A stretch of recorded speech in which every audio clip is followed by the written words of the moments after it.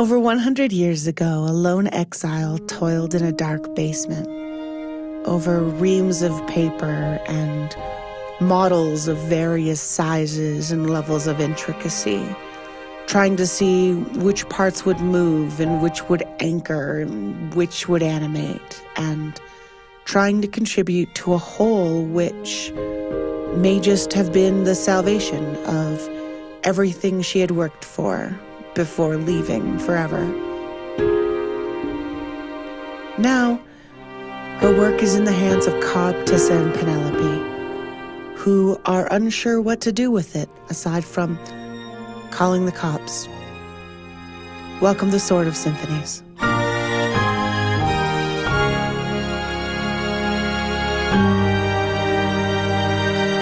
I'm Kat, I'm your hostess, and I have recently purchased a new game manual, and I defy you to tell me which one it is.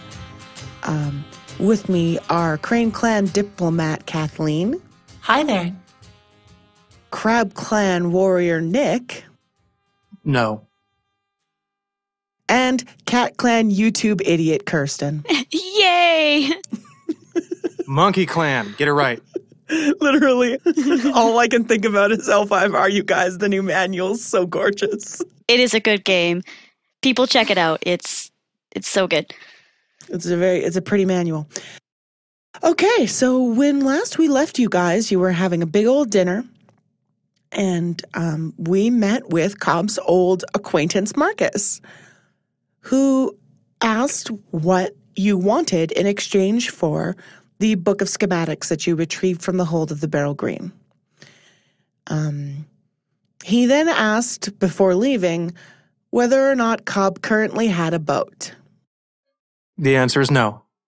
The answer right now is no. You're correct. The answer is no. So the party went on long into the night. People were drinking, people were eating garnishes out of their drinks for a good long time before they could actually get purchased and drink them. There were pastries shaped like any number of magical things. There was music all through the night of varying degrees of enchantment. And it is the next day. And at the Checkerboard Lodge, there is a large breakfast set out to accommodate the many travelers in town for the festival. So here's a question. Did you guys know this festival was happening when you came to the Coral Coast? No, Penelope doesn't check things out prior. She just goes. Cobb probably would have. And I think that Tissa probably knew that the festival was coming on, and that would be a good reason for her to be down there.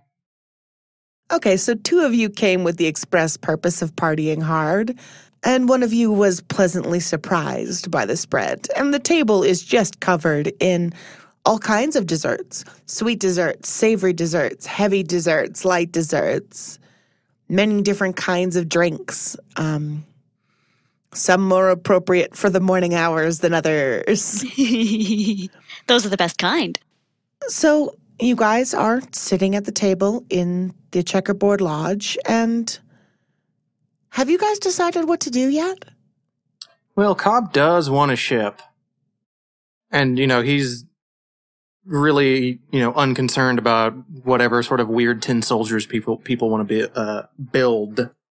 Tissa feels like the age of weird tin soldiers is over for a reason, but is certainly willing to be distracted by the thought of something cool happening as a result of having seen these things. She went to the cops, and so she feel like her guilt is assuaged at this point.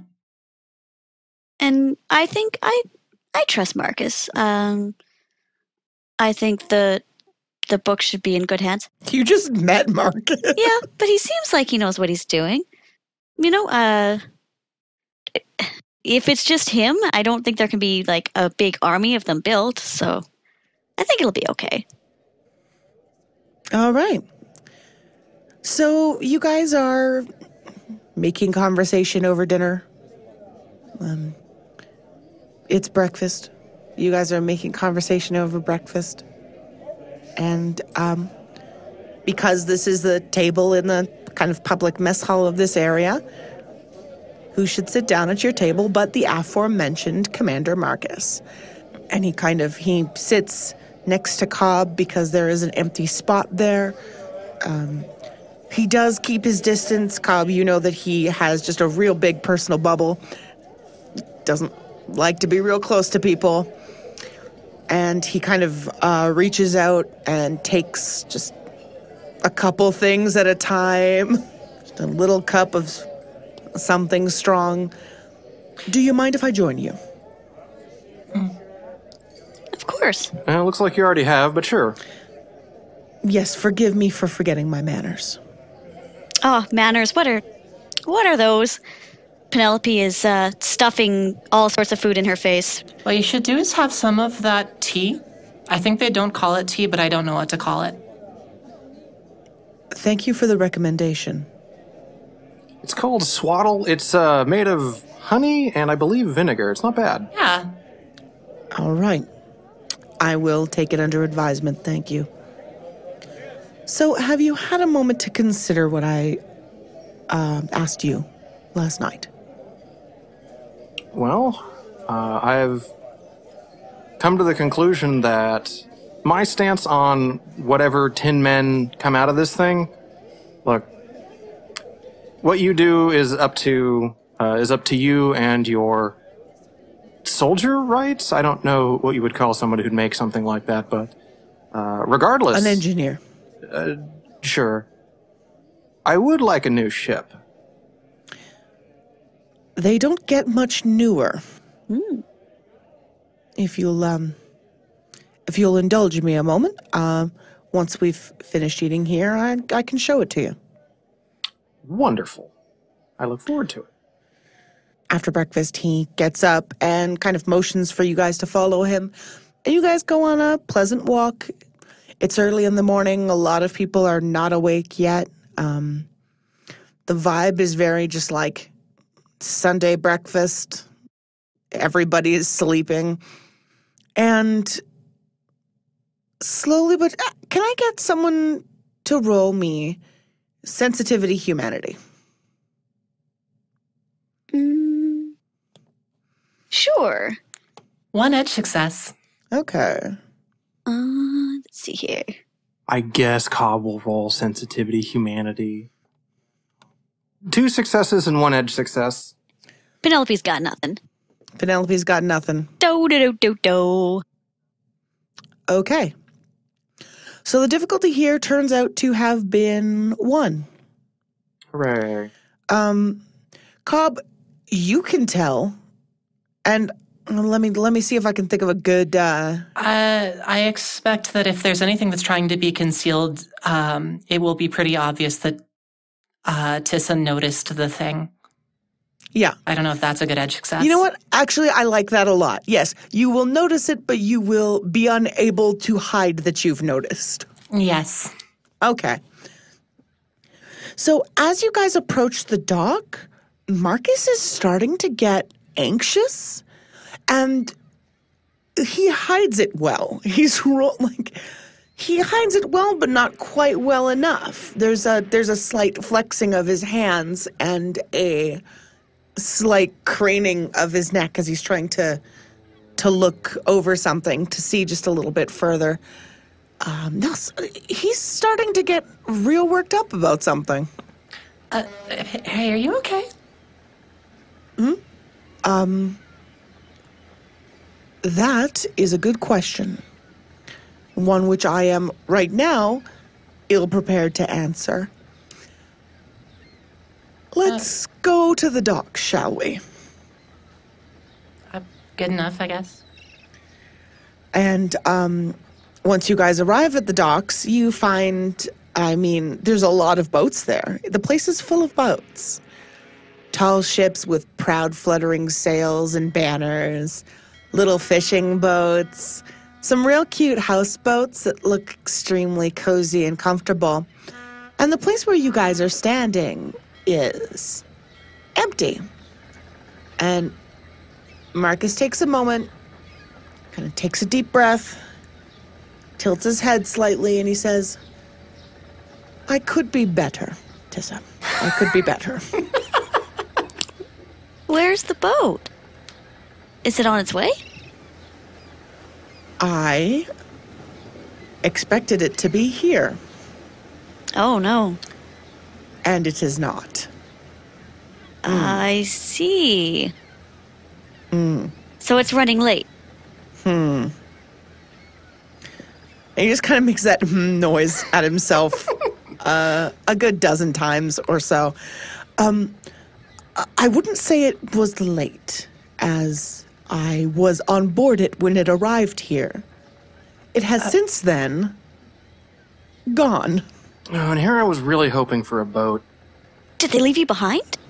They had better hope they didn't. Excuse me, a ship. Where would it have gone? Cobb is going to try an understanding navigation to maybe see if he can't figure out, like, if there was some, like, weather patterns or something like that, or if this is just a very obvious, like, we have bailed. Okay, yeah, give me that. Cobb got 1 success. Okay. One success will tell you that it is an exceptionally nice morning for a jaunt. Sun is shining, the waves are calm. It's exceptionally pleasant. You know, think they may have gone out for a joyride on you, Marcus. Yes, it appears that they have. Well, Well, it is an awfully nice day. I don't know. I'm sure there's some place we can get a good breakfast. we just... All right. There was supposedly an ancient something or other up the coast from here. Not far from here. Fortress, was it? Is that what you were all doing? Is out here for more like scouring of like stuff that was buried like that? No, not at all, actually. We were on the trail of something else entirely. But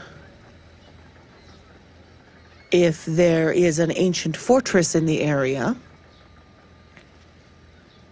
and the weather is good for a joyride, and the way he says it, you can very clearly tell he puts a space between joy and ride. Of course. There's no joy in that ride for him. There's no joy at all. Then perhaps they have gone up the coast. Maybe we can get another one of the ships to take us to that fortress. At least we can take a look. It might ease your mind. It just might. What do you say, Mr. Cobbler? You know anyone who can lend us a ship? Well, fortunately, my days of knowing a lot of folks in that sort of line of work, not so much. But you might be able to finagle something. Sorry to hear it. All right. I mean, they've probably got the map of the day already. We could... do you know how far out that's supposed to be? It was just up the coast. Shouldn't have been more than a couple hours. And he closes his eyes and puts a hand to his head. At top speed, about 3.5 hours. It'd be hard to match on foot. How long would it take to get on Pollyanna? If I could at least just scout ahead and see if I glimpse the ship there? Yes, actually. It shouldn't be far, given from the sky. Maybe we'll return to the lodge for breakfast, Miss Hunter, and we'll leave you to your work. Thank you very much for your kind offer. All right. She hops on Pollyanna and takes off to the sky to see if she spies the ship heading towards the fortress. Whee, to the sky. Whee. Actually, at the rate most ships go, that fortress isn't. If it's a 3-hour jaunt, that fortress ain't too far out there. No, I don't expect that it is. I could point it out on a map of the coast, but maps are tricky business in these parts. Well, why don't we go see if we can't find a map? Okay, so you guys return to the Checkerboard Lodge to go ask the trackers about a current map of the area. And when you go into the room where the maps are developed, you see the usual flurry of activity. Everybody's up. Everybody's got cups of something, but they're still standing around the same chalk slate. And when you ask them for it, they do in fact have for you a relatively current map. It's been hastily scribbled on a piece of paper, but most of the major routes are there. I've seen way worse, especially around here. We have a map. Tissa's starting to get excited. How are things going in the air? Okay. So in the air, you can see the place that they're looking at. And Penelope, it is not particularly far from the capital, although it is just through a real rough swath of jungle. It's kind of nestled in between a pair of this region's low, rounded mountains. And kind of in the crook between them, there is, what looks to the sky like a heap of, rocks. It looks to the sky like a heap of rocks. Those are called mountains. I've already described the mountains. Do I see a ship heading there, or? You actually see something in the on the coast nearby. There is kind of a little bit of an inlet there, a little bit of a harbor, and you see a peculiar gleaming ship. It sits low on the ocean, and it shines like metal. That's very unique. Is it flying a certain flag? It's hard to see the flag from where you are. All right, but I have a feeling that is the ship that... did Marcus describe the ship? I don't think I had him describe the ship. No, you did not ask him what the ship looked like. I think I just took off and was like, whee! All right. You did just take off. Well, I'm like, oh, cool. I saw the ship. That must be the ship. They're into, metal stuff. And so she just... They're into metal stuff? Scientific term. You knob. Okay. So she starts heading back to tell the others. Before you do that, can I get a sensitivity roll from you? Pick a skill. Humanity. Okay. And nothing. Do-do-do-do-do.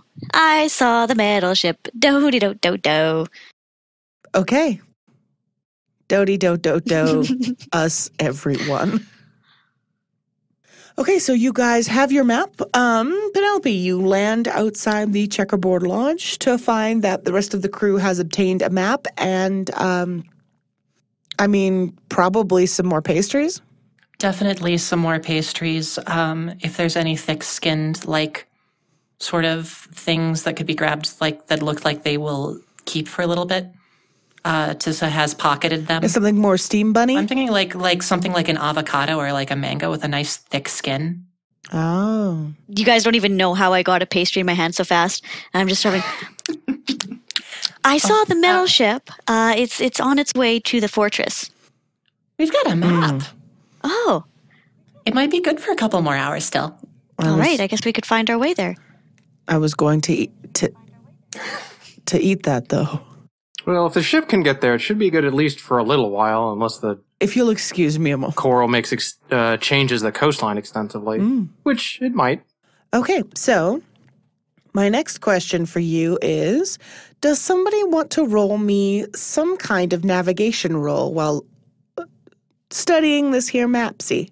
Could an understanding navigation work for that? Yeah, for sure, Z's. That is 1, 2, 3, 4, 5 successes. Wow. Killing it today. So Wow. many successes. I have so Wow. many dice for this. This is something you're extremely good at. You notice a couple things. One of the things you notice is that even though it's sketched in charcoal, there are a couple things that are printed in ink. Things like the location of Hushwave City, the location of certain peaks, etc. And the ruins are one of those things. The ruins are something of a permanent fixture around which the rest of the terrain changes. And you notice that there seems to be just like a marking nearby. It's just kind of like a big old X and some kind of very sharp arrow-looking shape. And as you look over the rest of the map, you notice that these are symbols that are only in just real unpleasant, very dangerous places. Oh. Well, this will be a thing. The arrow shape also appears on the nearby lava flats. This will be a hot thing. This will be a hot thing. Okay, I'm going to ask for one more die roll. One more die roll, guys. One more die roll. That's all I want from you. That's all I ever want from you. Just one more. Does anybody have the skill spirits? Ooh. Absolutely not. Nope. Nope. Ghosts are dumb and I hit them with a box. All right. Time to go on a nice, pleasant picnic, you guys. Yep. Time to just go on a real nice picnic, says the GM while laughing. Shit. No, it's time to go on a nice, pleasant picnic, you guys. Nice. All right. Marcus excuses himself. He's going to wait here to see if his subordinates return and go back inside for breakfast, as his has vanished from his hands mysteriously. They make such great pastries. So I've heard. I have like 2 more in my hands. I will eat your food. It's just how it goes. Penelope will take anybody's food. If there's anything we've established about Penelope Hunter, it's that your food is not safe. So, should you encounter any Crusaders of the Aurora Legion,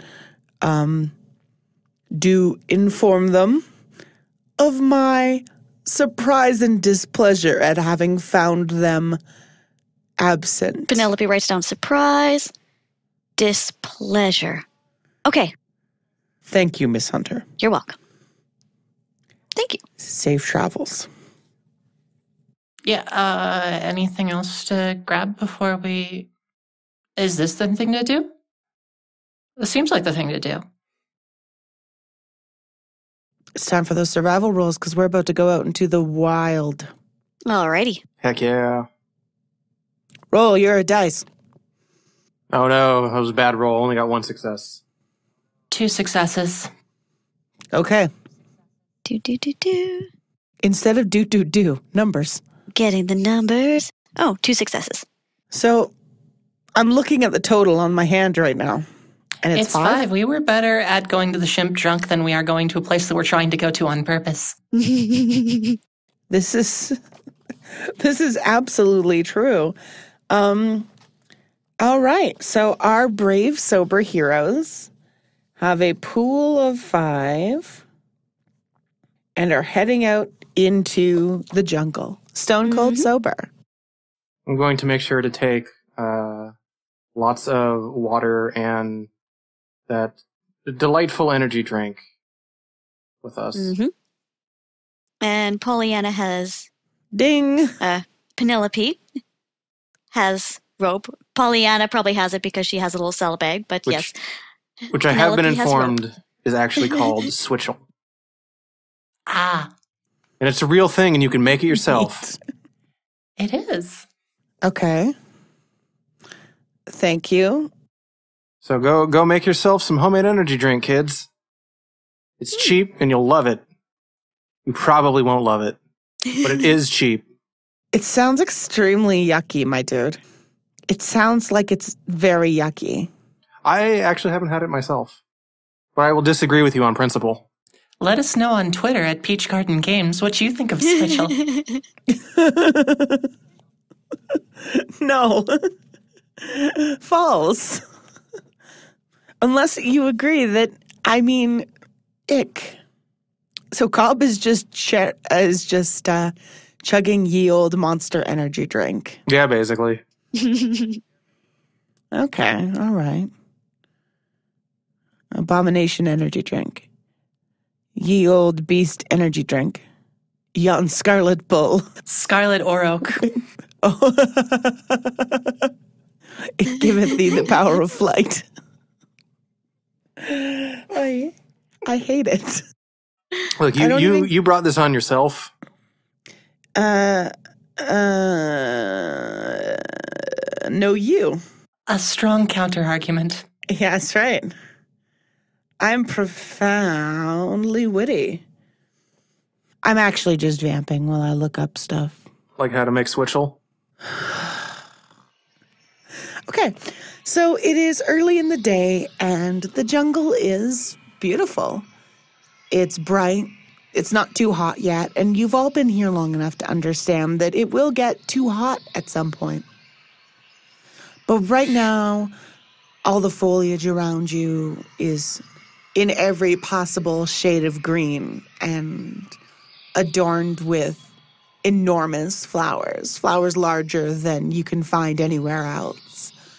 Unseen birds scream at each other from rookeries far, far beyond your reach.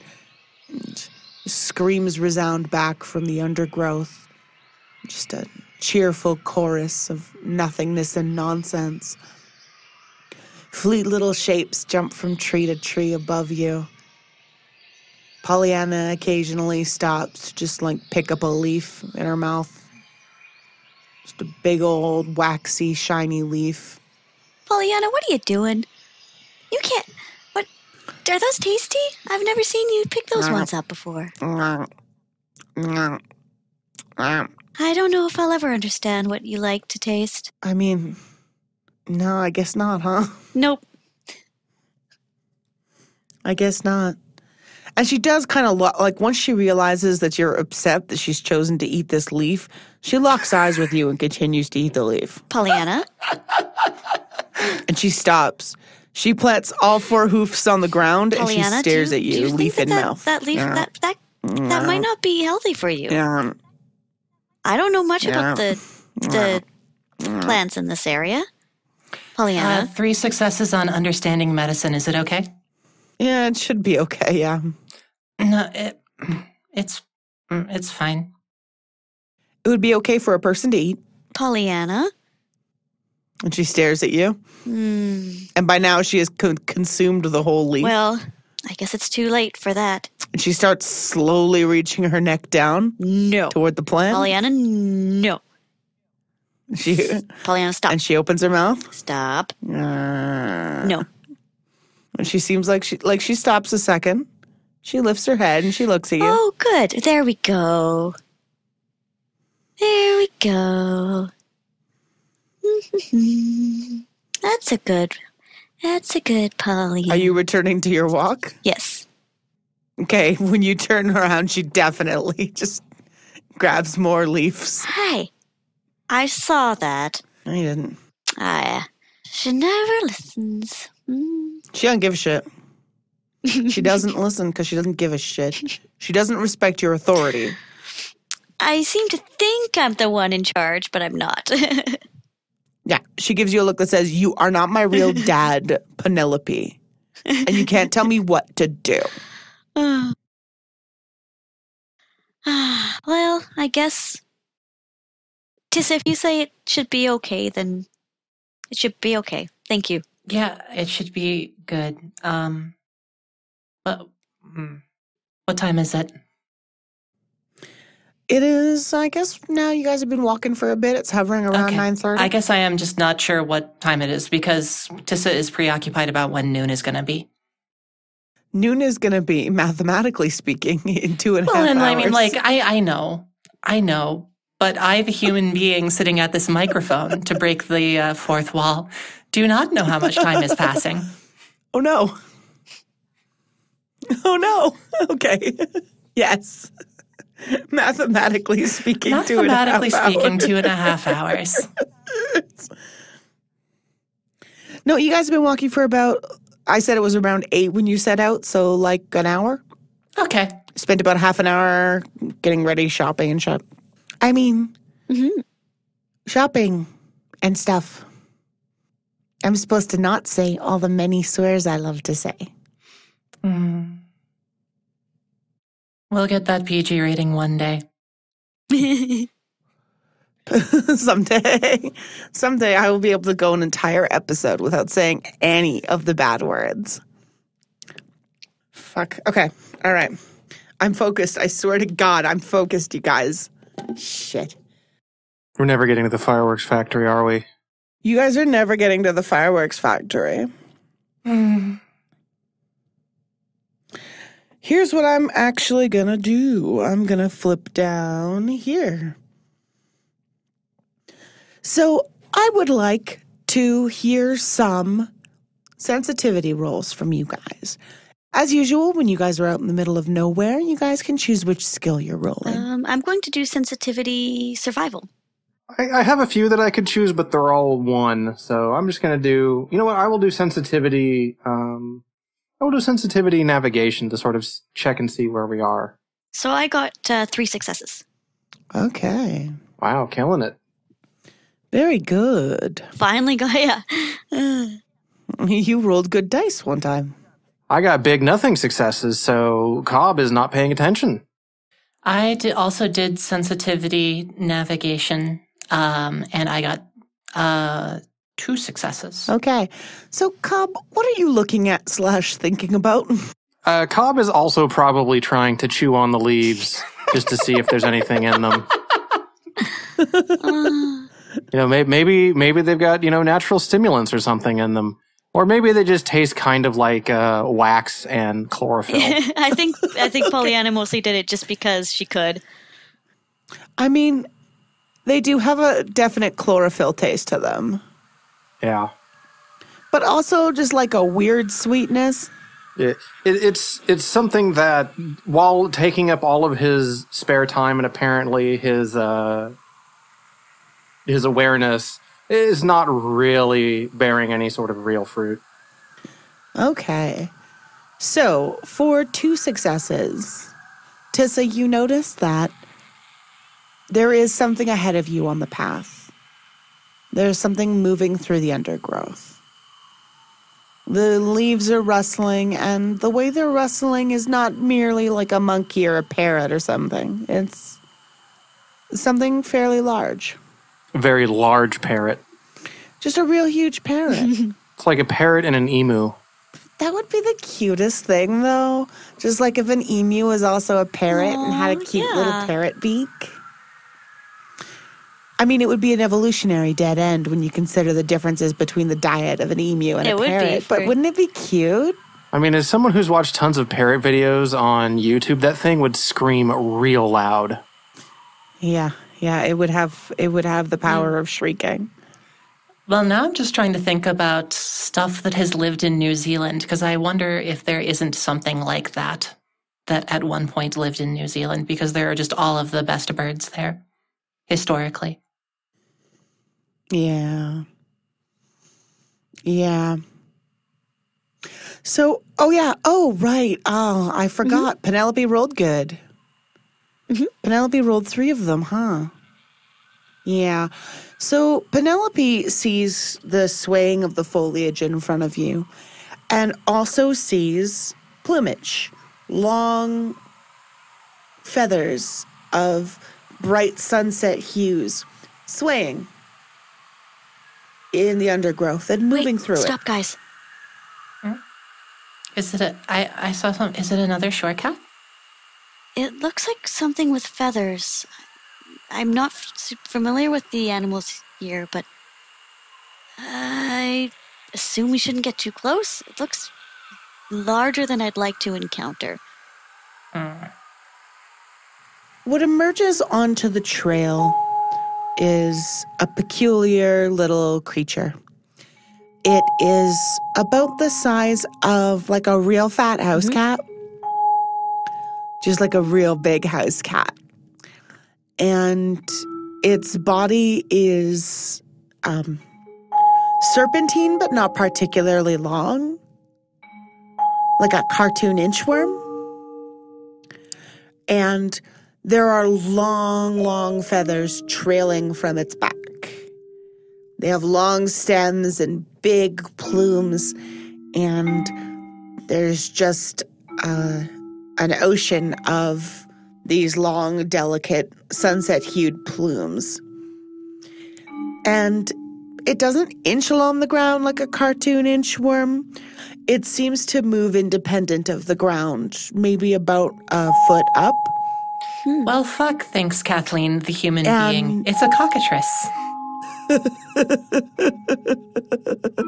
No, it sounds like it's a feathered version of what's that Japanese cryptid that's just like a really fat snake? Tsuchinoko. Yeah, it's like that, but with feathers. Oh, yeah. The thing I've described is like a Tsuchinoko with feathers, I guess, huh? Is it, and it's floating though, like above the ground? Yeah, it's floating and it's kind of moving slowly out onto the trail. And it makes a kind of rattling, chiming sound as it moves, like bones knocking against each other. That's an unsettling sound that it's making, guys. And it's going to kind of rattle its feathers, and by now it has turned to see you guys. And it rattles its feathers side to side in a big swirly motion. And like you feel like absorbed by this motion, almost hypnotized by this motion. And kind of a portion of your attention and your will and can everybody roll me adaptability humanity, please? 1 edge. I got 2 successes and 2 edge successes. 2 successes. The difficulty is 2. I will take my 2 successes.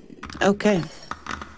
So Cobb and Penelope managed to shake their heads and kind of clear them and get free of this thing's grip. But Tissa, you lose 2 scatter. All right. You're just entranced. And you are also isolated. You cannot move your turn in the next combat. All right. Oh, speaking of which, hey guys, guess what's happening? Oh, are we fighting now? Oh, we're fighting the Tsuchinoko. Shusies. You're fighting the Tsuchinoko. But it sounds like it's adorable. I don't want to fight this thing. Well, whatever. If it's gonna be a buster. I mean, you don't have to fight it, I guess.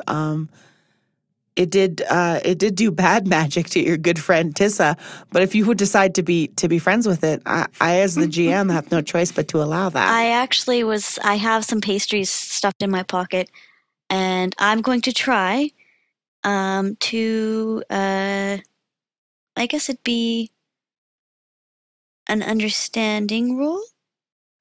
Okay. I'm going to try understanding language.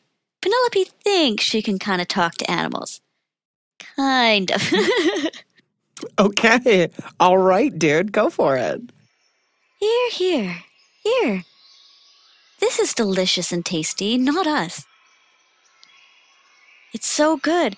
And I got 1 edge success, because I'm so good. Oh, no. Okay, so, you know what? Here's what I'm going to say. You're pretty sure you can communicate the word offering. Oh, no. Do you want that? You know what? I can think of some not so good things that could come of that. Wait. Guys, I can tell it. I'm offering something. Help me point to the pastry as well. Point to the pastry very, very emphatically. Offering. Like that. Big arrows. You know, like those flashy signs they have? They're like, free stuff here. Yeah. Cobb will play along. Yeah. That's a good plan there you have, buddy. That's an excellent plan you've made. Am I busy being entranced still? I mean, the effect has, the effect is it's still happening, but it has kind of taken a little bit of your attention out of you. Okay. And it seems kind of sparklier for it. Mm-hmm. Okay, so you are communicating offering, and you're making sure that the party points dramatically at the pastry. Mm-hmm. What kind of pastry is it? It's a savory pastry with like almost like a meat pie kind of idea. So you've set this meat pie on the ground. You're trying to declare it an offering. And I'm rubbing my tummy too, pointing and being like, offering, yum, yum, yum. Offering. No. Yes. Okay. All right. So the creature advances a little bit, and as it moves, all those feathers sway back and forth like a field of long grass in the wind, just back and forth, and it wiggles its way through the air to the pastry. I got offering. It opens its mouth, and its mouth is big enough to swallow a small watermelon hole. Oh my gosh. And just absolutely full of horrible little teeth. And this mouth does not eat the pastry hole, but grabs onto it, leaving just so many visible teeth, an extremely large amount of visible teeth. And it looks at you, and it swishes its feathers, and then it heads off down the path in a hurry, carrying the pastry in its mouth.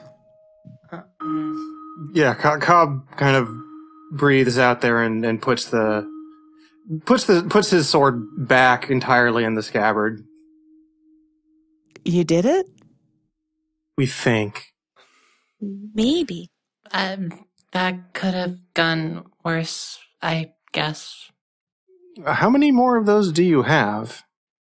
I got one or two in my saddlebag, another in my... 3. All right, well, hang on to those. We might need them later. Okay. I'll make sure not to eat any. I kind of lick my fingers. Okay. That should do me for now. There. Okay. Yes. No eating them. Excellent. Okay, so you guys advance further down the path. And every so often you see these patches of feathers in the undergrowth. Some of them are swishing back and forth. Some of them are kind of up in trees, rooting around. You spot several plants by the roadside that appear to have been torn up. What do the plants look like? I mean, real bad. They don't look healthy.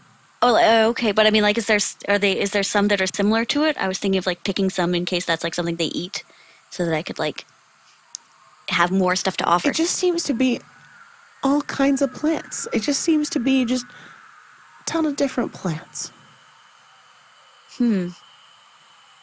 Well, we're walking into the maw of something. Oh, well. That's Artissa. We're walking into the maw of something. Oh, well. Does look pretty dangerous. can't be helped. Do-do-do-do-do. Can't. Do-de-do. So, you guys walk through the jungle with the help of your trusty map, and I've asked you to make a lot of navigation rolls, and you've all done very, very well. So you guys have done a good job of finding your way through the jungle. And noon comes and goes. When noon came, Tissa had to immediately stop without explanation, dig through all of her shit, open up a tiny journal and really hastily write down a word in it, and then continued as nothing else happened. Yep. What's up? This it's Hector. I'm Saul. Okay. Okay, Cool. we're good. Yep. It's an article today.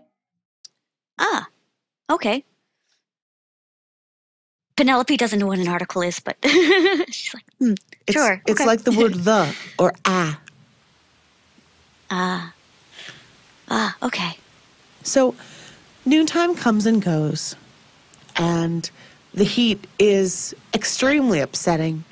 There's a heat haze in the air, and everything seems to be just wavering and shimmering and somewhat more mysterious for the just intense, insufferable heat of your surroundings. And you seem to see more feathers. The first thing I'm going to do is, how prepared are you guys? Because it's time for a survival thingy. So we have five, right? You guys have got 5, yes. And this heat is so bad that I will not let you guys roll understanding. Too hot, can't think. Well, I guess that's a problem for one of us. You guys can spend 3 resources to say that you've prepared. You've got nice sun hats or whatever. That you've I can't or whatever. I made this game. Damn. So you can spend 3 points to say that you've prepared for this, that you have good weatherproofing gear, and that you can keep yourselves comfortable enough to think straight. Or you can just not use understanding till it cools down. Ooh, I think we need our brain science. We did establish that Tissa has a big floppy hat. This is true. We did establish that. I mean, Cobb barely uses his brain anyway, so it's not going to be that much different for him. Yeah, so understanding's my strongest stat. Understanding doesn't get used in combat, so my combat special doesn't help me out on that. But I know that I'm the only one with understanding as the high stat. Mm-hmm. Although that being said, well, I also think I vote for spending the resources because Cobb brought a lot of switchel. He did bring so much switchel. Okay. So you guys are spending it? I guess so. Yes. So you guys crack open a ye old monstrum energy drink. And I'm spelling all those words with 3 Ys. It's got ginger and lime. And it's very refreshing. And it helps keep you focused in the jungle heat. That way we can spend the water, cooling ourselves down with. Mm. And ahead of you, you see the jungle open up into a clearing. And moving into that clearing, you see a fan of sunset-colored plumage. And that's where we're going to leave off this week. Oh, I think Rattle Baby's back. Oh no. Maybe Rattle Baby's back. Maybe it's Rattle Baby's big brother. Maybe it's memory time. Memory time, memory time. Did you see what I did there? I did see what you did there. No, because this is an audio medium. Okay, Nick, go first. I appreciated the struggle for dominance and the leaf eating. I thought that was very adorable. Pollyanna's such a good cloud elk. She's not. She's not, but she also is the best. Kirsten.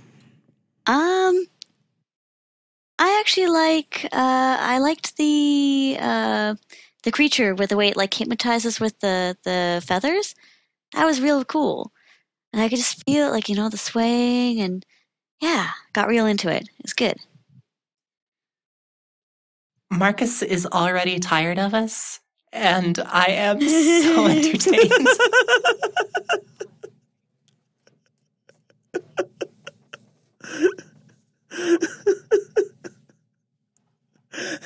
Well, you guys have been working hard to make that happen, so I needed to reward your efforts. Okay.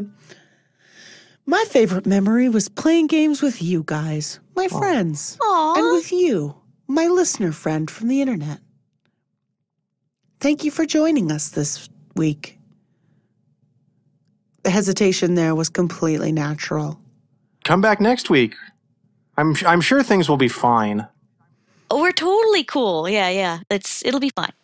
Everything's going to be fine for our heroes. Probably. And I'm sure nobody will get bit by some sort of animal. In the meantime, you can check us out at peachgardengames.com or at peachgardenrpgs on Twitter and play along with us. We'd love you to join. Bye. Thank you for listening to us. Bye, everybody.